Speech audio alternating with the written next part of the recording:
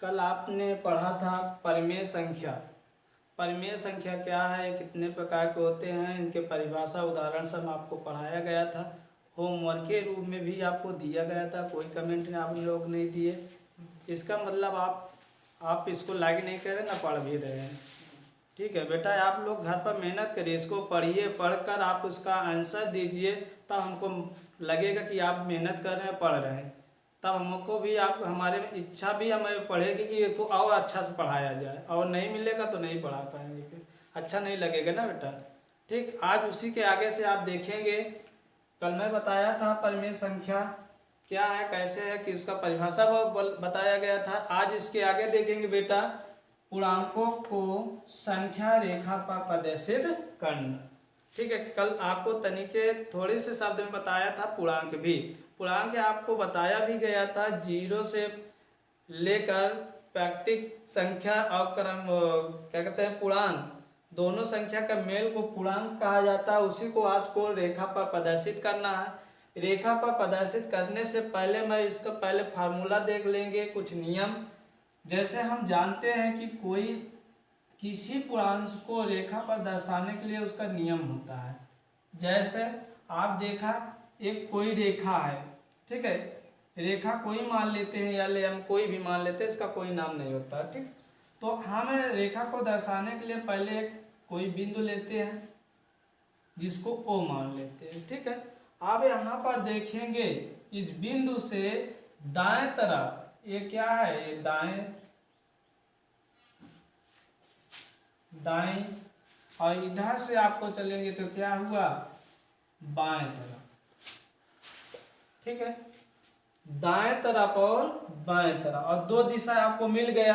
आप जानेंगे दाएं तरफ दायां पॉजिटिव, यानी आपको 0 से दाएं तरफ चलेंगे तो धनात्मक होगा, और 0 से बाएं तरफ चलेंगे तो नकारात्मक होगा, यानी निगेटिव होगा, ऋणात्मक जिसको कहते हैं। ठीक है बेटा, अब यहाँ पर अब 0 से इधर चलेंगे तो जो संख्या क्या होगी, छोटी होती जाएगी। 0 से संख्या बाएं तरफ चलेंगे तो छोटी होती चली जाएगी, और 0 से संख्या दाएं तरफ या पॉजिटिव चलेंगे तो आपकी संख्या क्या होगी, बढ़ती चली जाएगी, बढ़ती संख्या जाएगी।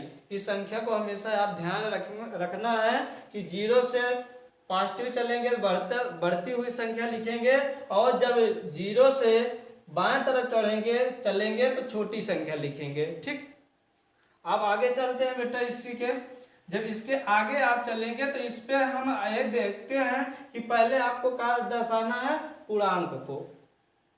कोई भी संख्या लेते हैं उस पूर्णांक को दर्शाना। जैसे आपको बोल दिया जाए बेटा एग्जाम्पल में, जैसे तो आपको जैसे बोला जाए कि 5 को संख्या रेखा पर दर्शाइए, तो आप क्या करेंगे, पहले इसको हम चिन्ह पहचानेंगे कि धनात्मक है कि ऋणात्मक।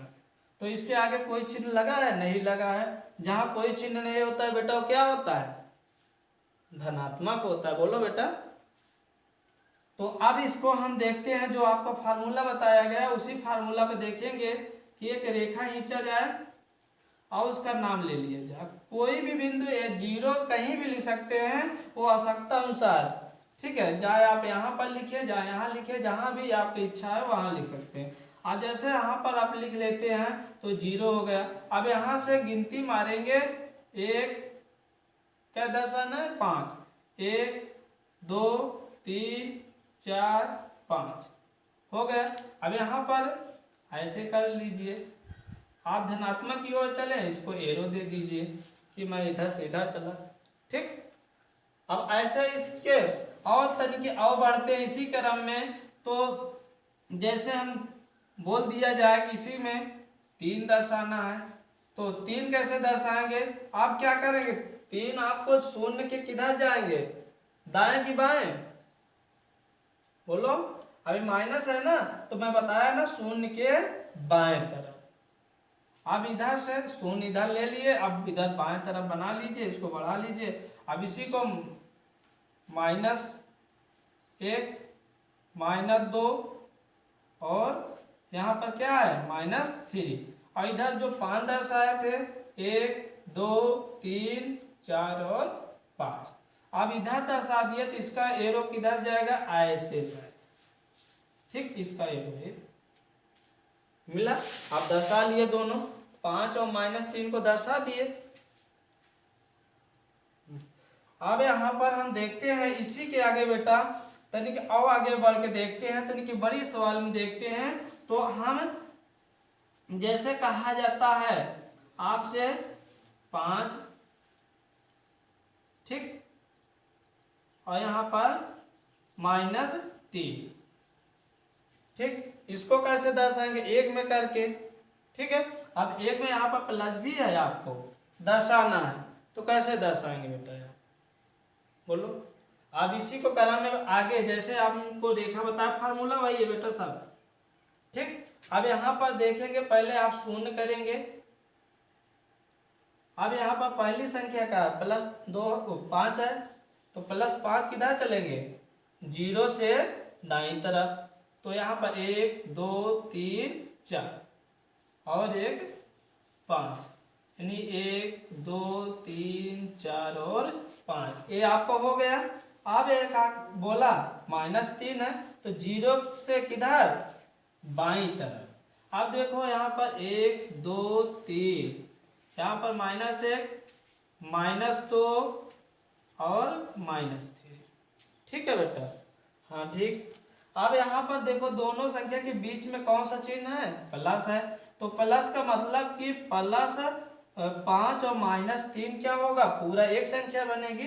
तो यहाँ पर इनको ऐसे कर लीजिए, ये ठीक बन गए ना, ये पूरा संख्या दर्शा दिए। अब इसी को हम कभी कभी हल कर लेते हैं, तो हल करेंगे तो क्या करेंगे, इसी को हल करेंगे तो 5 प्लस फिर -3, तो इसको 5 प्लस माइनस, तो यहाँ पर क्या हो जाएगा, 5 में से 3 गए, क्या बचा 2। कभी कभी बच्चे ऐसे अकेले में हल कर उसको दर्शा देते हैं 1 2, यानी 1 2, ऐसे भी दर्शा सकते हैं आप, मगर आपको सही तरीका इसके लिए यही है। ठीक है बेटा, ये तो आपको पूर्णांकों की संख्या, पूर्णांक संख्या को दर्शाने के लिए मैं आपको बताया। और इसी के आगे तनिक और बढ़ते हैं। चलो बेटा देखिए आप लोग, उसी के आगे अभी आपको पूर्णांक पढ़ रहे थे, संख्या रेखा पर निरूपण करना।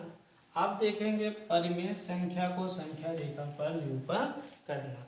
ठीक है बेटा, तो हम आप देखेंगे परिमेय संख्या, पूर्णांक आपने देखा था। अब परिमेय संख्या में कल आपको परिभाषा के रूप में बताया गया था, परिमेय संख्या P/Q के रूप में, यानी P मतलब होता है अंश और Q मतलब होता है हर, यानी जो अंश और हर के रूप में लिखा जाता है उसे हम क्या कहते हैं, बोलो, परिमेय संख्या कहते हैं। तो बेटा आप आज परिमेय संख्या को संख्या रेखा पर निरूपित करेंगे। जैसे आपको सवाल दिखा जाए तो 2/5, 2/5 क्या है, परिमेय संख्या है। क्यों, क्योंकि अंश जो होगा, अंश आपका 2 होगा, हर क्या होगा आपका 5। ठीक, तो अब इसी को दोनों को आपको संख्या रेखा पर निरूपित करना है। तो आपको अगले की तरह ऐसे आप रेखा खींच लीजिए, रेखा खींचिए, उसका नाम लिख दीजिए, फिर आप कहीं ना कहीं आपका एक शून्य ले लीजिए। ठीक है बेटा, तो हम क्या करेंगे, पहले आपको 2 लाइन खींच लेंगे। ठीक है, क्या करेंगे, 2 लाइन, 1 और 2, यानी आपका 1 हो गया और 2। आई बात समझ में। आप देखेंगे क्या, हर कितना है, 5 है, तो आपको 1 को कितना भाग करना है बेटा, आपको 5 भाग करना है। 1 को कितना भाग करना है, 5 भाग। जैसे 0 से 1 इसके बीच होगा, तो इसके बीच में कितना खंड, 1 2 3 4 और 1 5, 5 खंड हो गए बेटा। ठीक, तो आप इसी को आप लिख सकते हैं 1 2 3 4 और 1 5, यहाँ पर 2/5। ठीक है, ये संख्या रेखा पर निरूपित हो चुका है। ठीक, अब इसी के आगे बेटा दूसरा हम देखेंगे, तो दूसरी सवाल में यहाँ पर आपको एक धनात्मक है, ये तो क्या है आपका धनात्मक का उदाहरण था। अब ऋणात्मक का उदाहरण लेके चले तो इसका है -3/5। अब यहाँ पर -3/5 को संख्या रेखा पर निरूपित करने के लिए सेम यही विधि होगा। इसको एक लाइन खींच लीजिए, उसके बाद आप इसी लाइन को रेखा ही कहा जाता है, तो रेखा पर प्रदर्शित करना है। तो यह आपको यहाँ पर शून्य लिख लीजिए, उसके बाद यहाँ पर शून्य लिखिए। तो अब माइनस है, माइनस दिशा बता रहा है किधर, तो आप 0 से किधर जाएंगे, बाएं तरफ जाएंगे। बाएं तरफ जाएंगे तो जैसे इसको बताया 1, 2 और 3, -1, -2 और -3। अब देखा जाए 3/5। अब 5 खंड करना है किसमें, -3 किसमें होगा, इसके खंड में।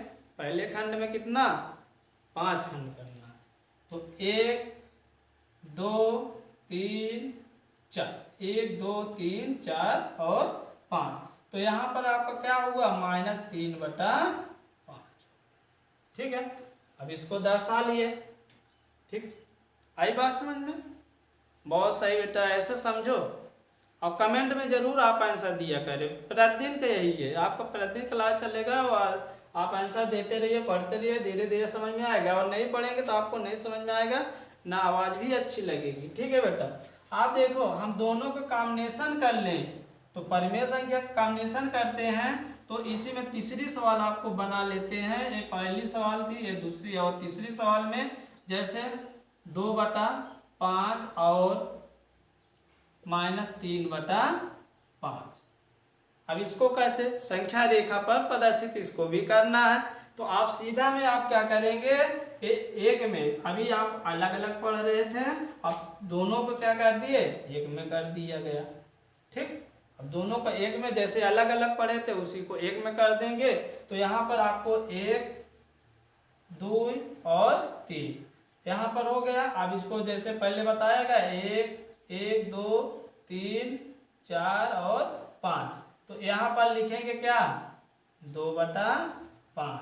अब इधर चलेंगे 1, 2, 3, तो यहाँ पर 1, 2, 3, 4 और 5, -3/5, यानी -1, -2, -3, और यहाँ पर 1, 2, 3, 1, 2। ठीक है, इस तरीके से हम इसको हल कर लेंगे। और हल करने के बाद हमको ये मालूम चल जाता है कि परिमेय संख्या और क्या कहते हैं उसके आगे आपका पूर्णांक का कैसे दर्शाया जाता है बेटा, ये आपका पहला चैप्टर का है। और इसी में यानी कि और आगे देखेंगे तो इसी में और आप देखेंगे।